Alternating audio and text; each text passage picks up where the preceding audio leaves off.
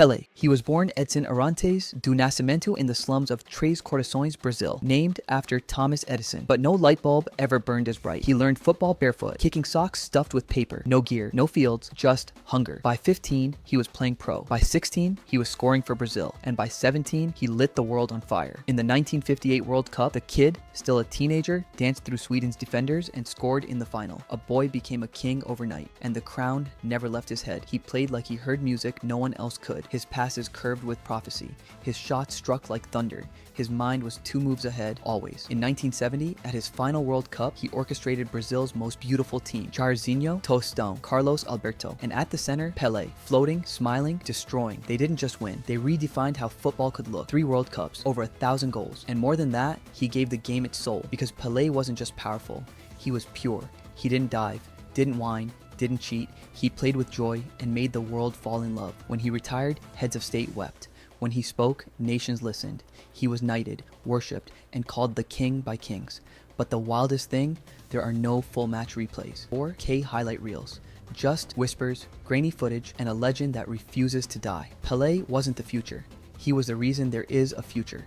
The kid with a sock ball who turned poverty into poetry and made football eternal. Maradona. He was born Diego Armando Maradona in Villa Fiorito, a slum outside Buenos Aires. Dust in his lungs, mud on his shoes, and a ball tied to his soul. By age 8, scouts whispered his name.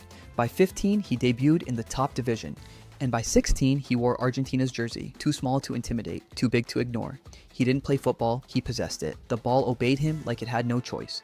Left foot only, but with it, he split defenses like scripture, bent physics, and danced between giants. But greatness wasn't enough. He needed revenge. In 1986, 4 years after Argentina was humiliated in the Falklands War, Maradona stepped onto the pitch against England in the World Cup quarterfinal. The world watched. Then came the hand, a punch disguised as a header, a goal that broke rules and hearts. Then, just minutes later, the goal of the century. He dribbled past 5 defenders and the keeper, running 60 meters with the weight of a country on his back. It wasn't a match. It was theater. It was vengeance. It was divine chaos. He won Argentina the World Cup alone, but gods don't retire. They descend. Napoli signed him, a broken club from Italy's poor south. Maradona turned it into a cathedral. 2 Serie A titles, a UEFA Cup. He gave Naples pride and bled for it, but his demons were never far. Drugs, scandals, bans. He fought addiction like he fought defenders. Messy, brutal, unforgiving. He retired, then returned, then collapsed, then rose again. He died in 2020, a hero to millions, a sinner to millions more. But here's the truth. There was football before Maradona. There was football after him. But during him, there was only Maradona. Not perfect, not pure, but powerful in a way no emperor ever was. Because he ruled chaos. And chaos loved him for it. Zinedine Zidane. He was born in 1972 in Marseille, the son of Algerian immigrants. Poverty, pressure, and playground fights carved his edges. But when the ball touched his foot, the world slowed down. He didn't run, he glided, didn't shout, just watched, calculated, struck. Zidane was a paradox, a warrior monk, a street kid with ballet feet. He didn't play for flash, he played for control. By 1996 at Juventus, he became a midfield phantom, always where he needed to be. One touch, one swivel, one pass that split the pitch like lightning. He won back-to-back Serie A titles, broke tactics, but he wasn't done. Then came 1998. France hosted the World Cup, the nation still divided by race, history, and fear. But on the field, a North African sun became its beating heart. In the final against Brazil, Zidane rose above defenders like prophecy. 2 headers, 2 goals, and a third from France sealed it. Zizou didn't just win France a World Cup, he united it, for a moment at least. In 2001, he signed for Real Madrid, Galacticos, pressure, spotlight, and Zidane somehow was still the calmest man in the storm. Then came 2002, Champions League final, the volley. Left foot, edge of the box, ball drops from heaven. Zidane meets it in full stride. Boom, goal of the century. A strike so smooth it didn't explode. It whispered into the net. But greatness doesn't mean perfection. 2006, his last World Cup. At 34, he led France to the final again. Scored a Panenka in the 7th minute, ice in his veins. Then, the moment. Extra time, an insult, a headbutt to the chest of Marco Materazzi, a red card, an empire collapsed in silence. He walked past the World Cup trophy, eyes forward. No regret, just destiny. Zidane wasn't numbers, wasn't noise. He was present. He died a legend without dying, and every midfielder since has played in his shadow, because Zidane didn't dominate games with strength or speed. He did it with stillness, like a general who only needed one look to win the war. Ronaldo Nazário. He was born in 1976 in Rio de Janeiro. Slums, street ball, a silent kid with a grin too wide and feet too fast. By 13, he dropped out of school. By 16, he was scoring in Brazil's top flight. And by 17, he was at the 1994 World Cup. Didn't play a minute. Didn't need to. The storm was coming. By 1996, Europe knew his name. At PSV, he danced through defenses. At Barcelona, he made defenders quit mid-match. One season, 47 goals, and goals that shouldn't be possible. Stepovers like bullets, accelerations like warp speed, finishes like thunderclaps. He was a striker that broke the algorithm. Too fast, too strong, too smart. And all of it at once. At Inter Milan in 1997, they called him Il Fenomeno, the phenomenon. He destroyed Serie A, toyed with world-class defenders, and walked off the pitch looking bored. Then came 1998, his World Cup. Brazil reached the final. But hours before kickoff, Ronaldo had a seizure. Convulsions, collapse, chaos. They played him anyway. He was a ghost. Brazil lost. People blamed everything. The coach, Nike, nerves. But the truth, God's bleed too. Then came the real tragedy. In 1999 and again in 2000, his knees shattered. Ligaments torn like paper. Surgeons said he'd never play again. He couldn't run, could barely walk. But in 2002, he came back. And not just back, he conquered. At the World Cup in South Korea and Japan, Ronaldo, overweight, doubted, rebuilt, scored 8 goals. 2 in the final. Brazil lifted their 5th trophy, and the world bowed. He didn't just win the Golden Boot, he won immortality. Then came Real Madrid, Galactico status, a fading body, but still, flashes of lightning. He retired in 2011, a career that could have been longer, could have been cleaner, but even half a Ronaldo was more than most men could dream of. R9 wasn't just powerful, he was terrifying. The most unstoppable version of a footballer the world had ever seen. And when he ran at you, you didn't just lose, you prayed. Cristiano Ronaldo. He was born in 1985 on the island of Madeira, a fishing village, a small house with no room, no luxury, no plan. Just a boy who ran faster than fear and jumped higher than hunger. By 12, he left home for Lisbon. Alone, no family, just a dream, and the kind of obsession that keeps you awake at night. At 16, Sporting CP couldn't believe their eyes. Stepovers, headers, long-range rockets. This wasn't just a winger, it was a prototype. Then came 2003, a preseason friendly. Manchester United players begged Sir Alex Ferguson to sign him. He did, and the world changed. In England, Ronaldo shed the tricks and sharpened the blade. He traded flair for fury. By 2007, he was a machine. 42 goals in a single season, a Ballon d'Or in 2008, and a Champions League trophy before he turned 24. But that wasn't enough. In 2009, he signed for Real Madrid, the most expensive player in history. Pressure, he welcomed it. Then came the numbers. Between 2009 and 2018, he scored 450 goals in 438 games, 5 Champions League titles, 4 Ballon d'Ors, and a rivalry with Messi that turned football into myth. He didn't just want to win, he wanted to break you, with headers that defied gravity, free kicks like missiles, and a body carved like Roman marble, even at 35. But there was more. In 2016, he led Portugal to their first major trophy, the Euro Cup. Even after he limped off the pitch in the final, he stood on the sideline like a general screaming orders. And when the final whistle blew, he wept, because that title wasn't for his legacy, it was for his people. Then came Juventus, then Manchester United again, then Saudi Arabia. Always goals, always cameras, always perfection. He's still playing, still sprinting, still obsessed. Cristiano Ronaldo isn't football's most gifted player. He's its most engineered, a self-made storm, a body built in labs, a mind wired for war. He didn't wait to be called the GOAT. He hunted it, tackled it, branded it, and when he finally walks off the pitch for good, it won't be with tears, it'll be with numbers, too big to ignore, too sharp to erase.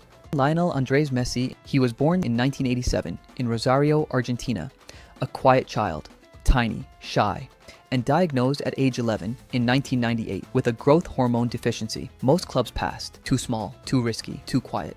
But in 2000, Barcelona took the chance, and signed the future on a napkin. By 2004, he debuted for the first team. By 2006, he was outscoring legends. And by 2009, he was rewriting the sport. He didn't sprint like CR7, didn't celebrate like a god, didn't speak much at all. He just moved, and the world followed. From 2009 to 2012, Messi became myth. 4 Ballon d'Ors in a row, a 91-goal calendar year in 2012, and a Barcelona team that played football like jazz in armor. Under Guardiola, between 2008 and 2012, he dropped into midfield, not to defend, but to conduct. Every touch had intention, every run bent the field. He didn't play football, he played time, but even gods need heartbreak. 2014 World Cup final, extra time. Argentina lost. 2015 Copa America final, another chance. Another loss, this time to Chile. 2016 Copa America Centenario, same final, same opponent. A draw, penalties, Messi missed. Argentina lost again. And this time, he broke, collapsed, tears. Retired from international football at 29. But you can't retire from destiny. He came back. In 2021, he won the Copa America. At last. Tears, banners, chaos in Buenos Aires. Then came 2022, Qatar, Messi's last World Cup. He danced through Croatia, fought off the Dutch, and in the final, against France, he scored twice, converted his penalty, and stood, finally, with the world at his feet. Argentina crowned him. FIFA crowned him. History paused for him. Over 800 goals, 7 Ballon d'Ors, 4 Champions Leagues, countless assists, and moments that made children believe in magic. Messi wasn't a warrior. He was a whisper. He didn't dominate. He disappeared right into space and reappeared behind you with the ball in the net. If Cristiano was forged in fire, Messi was drawn in light. And long after both are gone, people will still argue who was greater. But truth is, without each other, neither becomes legend. Ronaldinho. He was born in 1980 in Porto Alegre, Brazil. They called him Ronaldinho, Little Ronaldo, because even as a kid, he did things that didn't make sense. No coach taught it. No defender could stop it. It was like his feet had their own language. By 1998, he was lighting up Brazil with Grêmio. By 2001, he was in Europe, tearing up French defenders at PSG. But the world didn't fall in love. Not yet.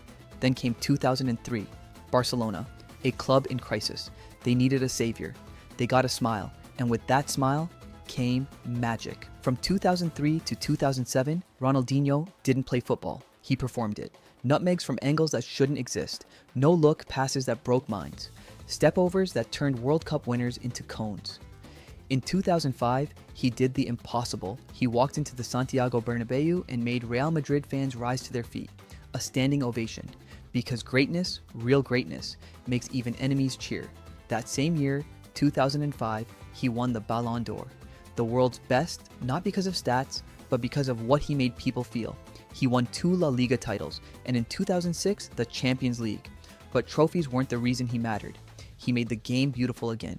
He brought joy back to a sport that had become war.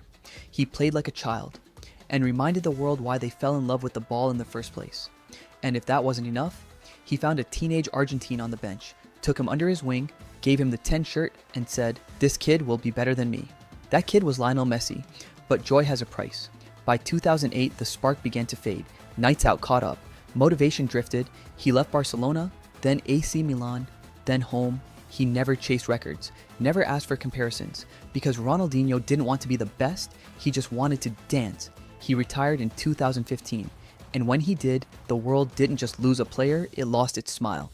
Ronaldinho wasn't power, he wasn't perfection, he was the soul of football. And for those 4 golden years, he didn't dominate the game, he freed it. Johan Cruyff. He was born in 1947 in Amsterdam. A street kid, a thinker, a rebel with a ball at his feet and the future in his eyes. By 1964, he was 17, skinny, sharp, and already playing for Ajax. By 1966, he was scoring for the Dutch national team. And by 1971, he was the best in Europe. Cruyff didn't run past you, he ran through ideas. He was the face of total football, a system where every player moved like a piece of one mind. Defenders became attackers, strikers dropped into midfield. And Johan, he was the conductor. Between 1971 and 1973, he led Ajax to 3 straight European Cups. No big stars, no oil money, just geometry, vision, and Cruyff. In 1974, he brought that same philosophy to the world stage, the World Cup in West Germany. The Netherlands didn't win, but they changed the game. In that tournament, he unveiled the Cruyff turn, a feint so smooth it became law. The defender slid away like a ghost. The crowd gasped, and suddenly, everyone copied him. He won the Ballon d'Or 3 times, 1971, 1973, 1974. But for Cruyff, football was never about awards. It was about truth. In 1973, he signed for Barcelona. Not for money, but because Franco's Real Madrid had asked first. Cruyff refused. He didn't just play with style, he played with conviction. And when he retired in 1984, he didn't fade. He became a manager, returned to Barcelona, and in 1988, he built La Masia, the youth academy that would later shape Guardiola, Xavi, Iniesta, and Messi. He created the dream team of the early 90s, La Liga titles, a European Cup in 1992, and a footballing identity that still runs through Camp Nou today. Cruyff didn't just leave a legacy, he engineered it. He died in 2016, but his fingerprints are still on every beautiful goal you've ever seen, every flowing team you've ever admired. Johan Cruyff wasn't just a player, he was a compass. He pointed the game in the right direction and let the world follow.